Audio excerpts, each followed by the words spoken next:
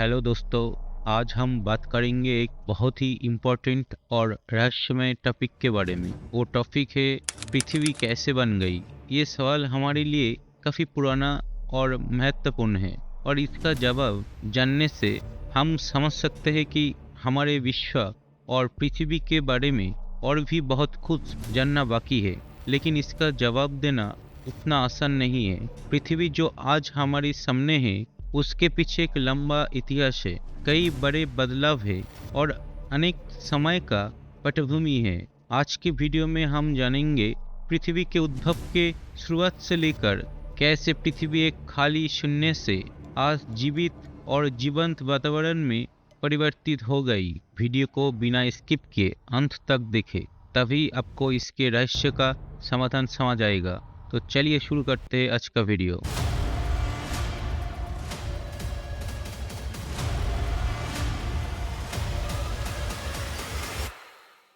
अगर हम पृथ्वी के बनने के बारे में बात करें तो हमें सबसे पहले उस अंधकार और अजीब समय की तरफ जाना होगा जब पृथ्वी या हमारी सोलर सिस्टम का कुछ भी नहीं था।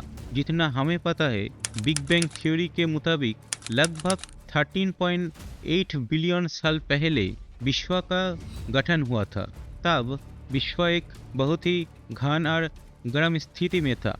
फिर विश्व का विस्तार शुरू होता है और उस समय से सूरज, ग्रह, तारे, गैलेक्सीज और हमारी सोलर सिस्टम का जन्म होना शुरू होता है। जैसे जैसे विश्व का विस्तार होता है वैसे वैसे स्पेस में कई गैस, धूल और अणुकण का वितरण होता है।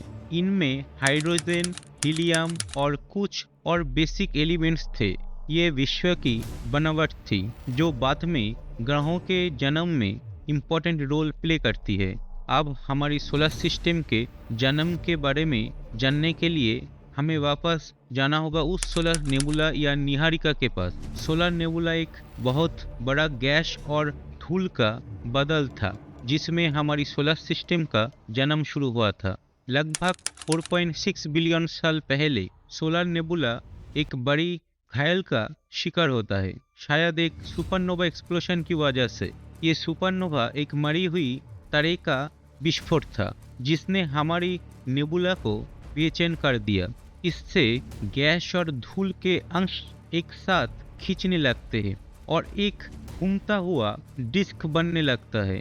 इस डिस्क के बीच में प्रेशर और टेम्परेचर इतना बढ़ने लगता है कि ये प्रोसेस एक दिन सूरज को जन्म देता है। सूरज के जन्म से नई गैस और टेम्परेचर बनते हैं और हमारी सोलर सिस्टम के जन्म का एक महत्वपूर्ण घटना होता है। जैसे ही सूरज का जन्म होता है उसके आसपास की गैस और धूल के अंश घूमते हुए ग्रह, चंद्र और दूसरे उपग्रह बनते हैं। इसे हम प्लैनेटेसिमल कहते हैं जो धीरे धीरे बड़े ग्रहों में बदलते हैं। ये प्रोसेस बहुत धीरे धीरे लगभग 100 मिलियन साल तक चलती है। पृथ्वी जब पहली बार बन गई थी तब ये एक बहुत बड़ा पिघला हुआ लावा बॉल था जो बहुत गर्म और अधूरा था। पृथ्वी पर लगभग लगातार बड़े क्षुद्र ग्रहों और धूमकेतुओं का प्रहार हो रहा था जिससे पृथ्वी के सतह पर विशाल गड्ढे बन रहे थे। इस तरीके से पृथ्वी का गठन शुरू होने के बाद ये एक भयंकर स्थिति थी। लेकिन इन सब विस्फोट और आक्रमण के बाद पृथ्वी धीरे धीरे ठंडी होने लगती है। पहले ये एक कठोर क्रस्ट बनता है और फिर पानी जैसे तत्वों का पृथ्वी पर आना शुरू होता है। पानी आने से पृथ्वी पर एक नई एनवायरनमेंट बनने में मदद मिलती है। अब सवाल ये है कि पानी कहाँ से आया। जब पृथ्वी पिघला हुआ लावा बॉल थी तब वहाँ कोई पानी नहीं था, लेकिन जब पृथ्वी ठंडी होने लगती है तभी अंतरिक्ष से कुछ क्षुद्र ग्रहों और धूमकेतु पृथ्वी के सतह से टकराने लगे। ये एस्टेरॉइड्स और धूमकेतु पानी से भरे हुए थे और इस तरह पृथ्वी पर पानी आने लगता है। अब इस पानी के आने से पृथ्वी पर एक महत्वपूर्ण परिवर्तन होता है। पृथ्वी धीरे धीरे जीवन के लिए अनुकूल एनवायरनमेंट बनने लगती है। प्रोटोलाइफ या जीवन के पहले निशान तब से पृथ्वी पर दिखने लगते हैं। हम इसे अर्कियन यन कहते हैं, जो पृथ्वी के इतिहास का एक महत्वपूर्ण अध्याय है। अब सवाल ये है कि जो पृथ्वी पर जीवन है उसकी शुरुआत कैसे हुई थी। इसका जवाब अभी भी कुछ रहस्यमय है।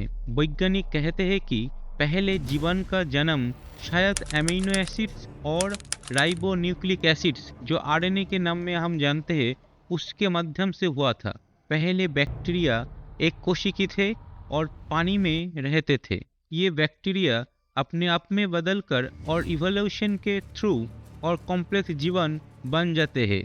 पृथ्वी पर जीवन का उत्थान एक बड़ा क्रांति लाता है, जो पृथ्वी के एनवायरनमेंट को बदलता है। जीवन की शुरुआत एक कुछ ऑर्गेनिज्म से हुई थी, लेकिन ये जीव धीरे धीरे अलग अलग प्रकार के जीवन में विकास होने लगे। ये प्रोसेस काफी लंबी और धीमी थी, जो करोड़ों साल तक चलती रही। प्रथम जीव एक प्रकार के बैक्टीरिया या आर्किया थी, जो पृथ्वी के प्रारंभिक वातावरण में जीवित रहे। ये जीव बहुत ही सिंपल और प्रारंभिक जीव थे, लेकिन उनके लिए पृथ्वी का वातावरण काफी कठिन और अस्थिर था। विभिन्न केमिकल रिएक्शंस, कठिन वातावरण और प्राकृतिक आपदाओं के बीच में ये जीव जीवित रहना सीख गए थे। जैसे जैसे पृथ्वी ठंडी होने लगी, वैसे वैसे ये जीव और डेवलप होने लगे और नए एलिमेंट्स के साथ अपने क्रियाकलाप को और कॉम्प्लेक्स बना लिया। ये जीव धीरे धीरे विकसित होकर एनिमल किंगडम के बड़े जीवन शैली में बदल गए। इस विकास में सबसे महत्वपूर्ण घटना थी ऑक्सीजन रिवोल्यूशन, जो पृथ्वी के पहले जीव जैसे साइनोबैक्टीरिया, जो ब्लू ग्रीन एलर्जी के नाम से भी जाने जाते हैं। इस साइनोबैक्टीरिया जो ऑक्सीजन बनाना शुरू करते हैं, इससे पृथ्वी के वातावरण में एक बड़ा बदलाव होता है, क्योंकि ऑक्सीजन ने पृथ्वी के एटमॉस्फेयर में एक नया एनवायरनमेंट बनाया। ऑक्सीजन रिवोल्यूशन के बाद पृथ्वी पर जीवन का विभिन्नता और कॉम्प्लेक्सिटी और बढ़ गई। जैसे जैसे समय गुजर रहा था, पृथ्वी पर जीवन और विस्तरित होता गया। पैलियोजिक एरा में पृथ्वी जीवन के पूरी विभिन्नता से भरी हुई थी। इस समय कई प्राकृतिक क्रांति होती है और पृथ्वी पर नए नए जीवन की प्राणी जगत दिखाई देती है। इस समय का एक महत्वपूर्ण घटना थी कैम्ब्रियन एक्सप्लोशन। लगभग 540 मिलियन साल पहले पृथ्वी पर कई नई प्रकार की जीव बने, जो इसके इतिहास में एक क्रांति थी। इस दौरान कई प्रकार की फिजिकल फीचर्स वाले जीव और प्रजातियां एक साथ विकसित हुई थी। इस विभिन्नता में एनिमल किंगडम के कई इम्पोर्टेंट जीव बने। इसके अलावा डायनासोर्स का उत्थान और उनका राज भी इस समय का एक महत्वपूर्ण घटना था। ये डायनासोर्स दुनिया भर में राज करते थे और काफी समय तक पृथ्वी के प्रमुख जीव रहे। उसके बाद पृथ्वी एक नई युग में प्रवेश करती है, जो मेसोजिक एरा के नाम से जाना जाता है। ये युग डायनासोर्स के उत्थान, उनका राज और उनकी विलुप्ति से जुड़ा है। डायनासोर का अत्यधिक राज होने के बाद भी पृथ्वी अपने रास्ते पर आगे बढ़ रही थी। इस दौरान भी पृथ्वी पर कई प्राकृतिक परिवर्तन और गर्म और ठंडा माहौल होता रहा, जिसने कई प्रजातियों को विलीन कर दिया और नई प्रजातियों को जन्म दिया। लगभग 65 मिलियन साल पहले पृथ्वी पर एक बड़ा एस्टेरॉयड प्रहार करता है और एक महाप्रलय का कारण बनता है, जिसके वजह से डायनासोर विलीन हो जाते हैं। इस विलुप्ति के बाद दूसरे जीव, खास करके मैमल्स और पक्षी, पृथ्वी पर नई रूप में स्थापित होते हैं। पृथ्वी के गठन में बदलाव के बाद एक नया युग शुरू होता है, जिसे हम क्विटरनरी पीरियड के नाम से जानते हैं। ये पृथ्वी का एक बहुत महत्वपूर्ण युग था, जहाँ पर मानव ने अपने पहले कदम रखे। होलोसीन युग वो समय था जब पृथ्वी धीरे धीरे आधुनिक रूप में बदल रही थी और सभ्यता का विकास हो रहा था। इस समय पृथ्वी का एटमॉस्फेयर, क्लाइमेट और गठन और ज़्यादा स्थिर होता गया। पहले मानव समुदाय अपने जीवन की शुरुआत शिकार और संग्रह से करते हैं और धीरे धीरे खेतीबाड़ी की तरफ बढ़ते हैं।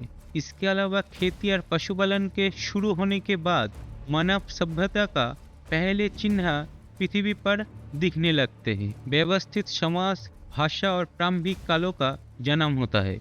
इस समय से सभ्यता का विकास शुरू होता है, जो आगे चलकर टेक्निक, कला, साहित्य, विज्ञान और सभ्यता का विकास के लिए एक नई दिशा प्रदर्शित करता है। आज हम पृथ्वी के सबसे विकसित और टेक्निक पर आधारित युग में जी रहे हैं। टेक्निक, चिकित्सा, विज्ञान, सामाजिक और सांस्कृतिक प्रगति ने हमारे जीवन में एक नई ऊंचाई लाई है। लेकिन इन सब चीज़ों के साथ साथ एक दूसरे का सम्मान और देखभाल करना, वातावरण की रक्षा करना और विश्व की संकटों से लड़ना भी हमारी जिम्मेदारी है। पृथ्वी अब काफ़ी विकसित हो गई है, लेकिन अभी भी हमें कई चैलेंज का सामना है, जैसे कि अंतर्राष्ट्रीय का जलवायु परिवर्तन, विश्व की जनसंख्या का वृद्धि, प्राकृतिक संसाधन का व्यय और वन्य जीवन का विलुप्ति जैसे खतरे। हमारे लिए सबसे महत्वपूर्ण चीज़ ये है कि हम पृथ्वी और विश्व के भविष्य को सुरक्षित रखें और मिलकर कम करते हुए संवेदना और जागरूकता बढ़ाए। मनुष्य का उत्थान, जैसे हम आमतौर पर होमो सेपियंस कहते हैं, पृथ्वी के इतिहास का एक महत्वपूर्ण मोड़ था। प्रारंभिक मनुष्यों का जीवन काफी कठिन था, जहां वो शिकारी संग्रह की तरह जीवन बिताते थे। इस समय वो अपने जीवन को बचाने के लिए जंगलों, पहाड़ों और नदियों के किनारे बसते थे। उनका समाज ग्रुप बेस्ड था, जहां एक दूसरे की मदद से वो शिकार करते और अपनी सुरक्षा बनाए रखते। हर इंसान के अंदर जीवित रखने और वातावरण के साथ सामंजस्य बनाने की एक प्राकृतिक प्रवृत्ति थी। लेकिन सभ्यता की विकास के साथ मनुष्य के जीवन में बदलाव आने लगे। मनुष्य के अंदर सोचने की क्षमता, जो हम इंटेलिजेंस कहते हैं, जो तेज हो गई थी, और इसी क्षमता से उन्होंने पृथ्वी के साथ अपना संबंध बनाना शुरू किया। कृषि क्रांति पृथ्वी और मानव जाति के इतिहास में एक महत्वपूर्ण घटना थी। ये लगभग 10,000 साल पहले शुरू हुई थी और मानव सभ्यता में एक क्रांति लाई थी। मनुष्य शिकारी और संग्रह जीवन छोड़कर कृषि और पशुपालन शुरू करते हैं। यह एक बड़ा बदलाव था, क्योंकि कृषि उत्पादन और स्थायी निवास की व्यवस्था मनुष्य के जीवन को बदल कर रख देती थी। कृषि क्रांति के बाद मनुष्य समाज में एक स्थिर व्यवस्था बन गई, जो उन्हें स्थायी निवास, खाना उत्पादन और भविष्य के लिए योजनाएं बनाने में मदद करती थी। इस समय ही नगर सभ्यता की शुरुआत हुई थी। पहले नगर है मेसोपोटामिया, मिस्र, भारत उपमहाद्वीप और चाइना में बसते थे, जहां मनुष्य पत्थर या ईंट से बनाए गए इमारत और व्यवस्थित जीवन शुरू करते थे। इस सभ्यता में कुछ प्रमुख थी। जो पहला है सुमेरिय सभ्यता, मेसोपोटामिया के दक्षिण हिस्सों में बनाई गई दुनिया की पहली नगर सभ्यता। दूसरे है नील सभ्यता, मिस्र की नील नदी के क्षेत्र की सभ्यता, जो उनके उत्तम कृषि और वास्तुकला के लिए प्रसिद्ध थी। तीसरा है इंडस वैली सिविलाइजेशन, सिंधु घाटी की सभ्यता, जो दुनिया की सबसे पुरानी नगर सभ्यता में से एक थी। चौथा है चीन की सभ्यता, चीन की सांस्कृतिक विकास और कपड़ा, तांबा निर्माण और कृषि में उनका प्रगति। उसके बाद इंडस्ट्रियल रेवोल्यूशन, जो लगभग 18वीं शताब्दी के अंत में शुरू हुई थी, पृथ्वी और मनुष्य के समझ में एक अविस्मरणीय बदलाव लेकर आई। इस क्रांति के कारण पृथ्वी के अर्थव्यवस्था, सोशल स्ट्रक्चर और जीवन के तरीके में एक भयंकर बदलाव आया। पहले ये क्रांति इंग्लैंड में शुरू हुई थी, लेकिन बाद में ये यूरोप और अमेरिका के अन्य क्षेत्रों में भी फैल गई थी। इंडस्ट्रियल रेवोल्यूशन का मूल कारण था यांत्रिकीकरण और उत्पादन प्रक्रिया का सुधार। नए नए यांत्रिक ऊर्जा और कारखानों के माध्यम से उत्पादन बढ़ गया और मनुष्य के जीवन का स्तर सुधर गया। इस समय दुनिया भर में उद्योग और व्यापार की क्षेत्रों में क्रांति आई, जिससे विश्व के अलग अलग क्षेत्रों की अर्थव्यवस्था में बदलाव आया। विश्व व्यापार और आर्थिक संबंधों में बदलाव आया, जिससे कई देशों की बीच में संपर्क बढ़ने लगा। काम का प्रबंध, उत्पादन और अर्थव्यवस्था का मॉडर्नाइजेशन दुनिया के कई क्षेत्रों में नए मिसाल स्थापित करने लगा। हमारे युग की सबसे महत्वपूर्ण घटना थी इंफॉर्मेशन टेक्नोलॉजी रेवोल्यूशन। ये लगभग 20वीं शताब्दी के मध्य से शुरू हुई थी और कुछ ही वर्षों में दुनिया के हर कोने में इसका प्रभाव पड़ने लगा। खासकर कंप्यूटर और इंटरनेट के विकास के माध्यम से दुनिया एक ग्लोबल विलेज बन गई है। इस युग में डिजिटल प्रयुक्ति और कृत्रिम बुद्धिमत्ता जो एआई है वो तेजी से बढ़ रही है और दुनिया भर के हर क्षेत्र पर इसका प्रभाव पड़ रहा है। इन टेक्नोलॉजीज के माध्यम से मानव जाति पृथ्वी को और भी विकसित तेज गति से बढ़ने में सफल हो रही है, लेकिन इसके साथ ही नए चैलेंज भी सामने आई है, जैसे कि सूचना की सुरक्षा, प्राइवेसी और डिजिटल दुनिया में मनुष्य के व्यवहार और इमोशंस में बदलाव आया। यही थी हमारी आज की चर्चा। उम्मीद है कि ये चर्चा आपके लिए शिक्षाप्रद रही होगी और आपको कुछ नई जानकारी मिली होगी। अगर आपको आज का वीडियो जानकारीपूर्ण लगा हो तो लाइक, शेयर और सब्सक्राइब करना ना भूलें। और यदि आपका कोई प्रश्न है तो आप नीचे कमेंट कर सकते हैं। धन्यवाद।